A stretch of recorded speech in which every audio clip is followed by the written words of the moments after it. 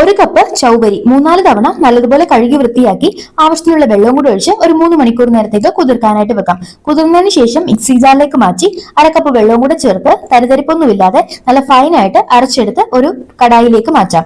ഇതിലേക്ക് മധുരത്തിന് ആവശ്യമായിട്ട് 2 കപ്പ് ശർക്കരപ്പാനിയും കൂടി ചേർത്ത് കൊടുക്കുന്നുണ്ട്. ഒരു ഡാർക്ക് കളർ കിട്ടാനായിട്ടാണ് ശർക്കരപ്പാനി എടുക്കുന്നത്. ഇതിന് പകരം പഞ്ചസാരയും ചേർത്ത് കൊടുക്കാവുന്നതാണ്. നല്ലതുപോലെ മിക്സ് ആക്കി എടുത്തതിന് ശേഷം ഫ്ലെയിം ഓൺ ചെയ്യാം. മീഡിയം ഫ്ലെയിമിൽ വേണം കുറുക്കിയെടുക്കാനായിട്ട്. നന്നായി കുറുകി വന്നു കഴിഞ്ഞാൽ 1/4 കപ്പ് വെളിച്ചെണ്ണ 2-3 ബാച്ചായിട്ട് ചേർത്ത് ഇളക്കി യോജിപ്പിച്ചെടുക്കാം. വെളിച്ചെണ്ണയ്ക്ക് പകരം ഇതേ അളവിൽ നെയ്യും ചേർത്ത് കൊടുക്കാവുന്നതാണ്.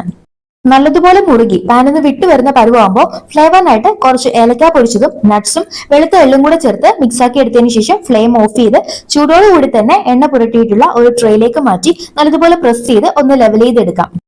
ചൂടാറിയതിനു ശേഷം വേണം കട്ട് ചെയ്തെടുക്കാനായിട്ട്. നല്ല ടേസ്റ്റി ആയിട്ട് ഒരു ചൂയി ടെക്സ്ചറിലുള്ള ഹൽവയാണ്. അപ്പോൾ വീഡിയോ ഇഷ്ടമായി തയ്യാറാക്കി നോക്കുക. മറക്കാതെ ലൈക്ക് ചെയ്യുക.